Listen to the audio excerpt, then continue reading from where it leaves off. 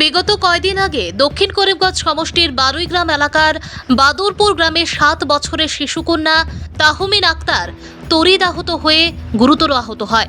ঘটনার দিন ছোট্ট শিশুটি ঘরের বারান্দায় বসে খেলা করছিল। এমন সময় তুফানে তাদের ঘরের পাশ দিয়ে বয়ে যাওয়া 11,000 ভোল্টের বিদ্যুতের তার ছিঁড়ে পড়লে বিদ্যুতের সংস্পর্শে আসে অবুঝ শিশু তাহমিন। পরে তাকে বারুইগ্রাম হাসপাতাল, তারপর করিমগঞ্জ, তারপর শিলচর এবং শেষে গুয়াহাটি হাসপাতালে নিয়ে যাওয়া হয়। সেখানে প্রায় 3 মাস চিকিৎসার পর ডাক্তার তার দুটি হাত কেটে বাদ দেন। এতে শিশুটির বাবা রিয়াজ উদ্দিন শিশুটির চিকিৎসা করিয়ে পথে বসার উপক্রম। বিষয়টি নিয়ে এপিডিসিএল এসডি মহাশয়ের কাছে লিখিত অভিযোগ জানানো সত্ত্বেও তারা কোনো সহায়তা করেননি।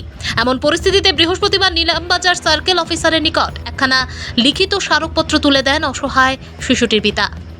প্রদত্ত স্মারকপত্রের প্রতিলিপি পুলিশ সুপার সহ বিধায়ক ও বিভাগীয় এজিএম সকাশেও প্রেরণ করা হয়। এতে শিশুটির বাদবাকি চিকিৎসা সহ অসহায় এই পরিবারটিকে সরকারি সাহায্য পাইয়ে দেবার দাবি জানানো হয়।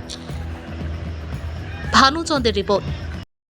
আমি রিয়াজউদ্দিন খৈয়ার বাদুরপুর গেছে 14/12/2023 ইংরেজি আমার মেয়ে তাহমিন আক্তার আমার ঘরের উপরে বাতাস সবার উপরে উঠছিল। তারপরে তোমার 4টার সময় খুব তুফান আইসে। আমার পরে আমার শরীর গত্র মানে বারিন্দা রোডও ধরছে আর রোডটা গিয়া তার আইয়া রোডও লাগিয়া পুরাপুরি মানে জ্বলিয়া গেছে। যারা কমপ্লেন করছি এপিডিসিএল কইছে তারা বারবার তারা কইছে হরাই আর কোনো হরানি নাই, কোনো অ্যাকশন নেবা নাই, কিচ্ছু নাই। তারপরে তো আমার মেয়ে লাগার পরে আমি বাইরাম লিয়া গেছি। বাইরাম থেকে করিমতে শিলচার থেকে গুয়াহাটি থেকে 3-4 মাস পরে আসছি। আসার পরে জিরা পাতার আনতে এপিডিসিএল গেছি, কমপ্লেন দিছি, কোনো জানা নাই।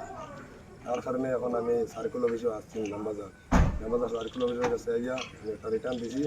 আর এমএলএ সাহেব ডিসি এসপি সাহেব সবার কাছে আমার অনুরোধ, আমার বাচ্চাটা আমি আমার অসহায় মানুষ, বিভিন্নটা হাত নাই, ওটা আপনার উপযুক্ত বিচার করিয়া আমার বাচ্চাটা যেরকম হাত লাগানি যায় সহযোগিতা।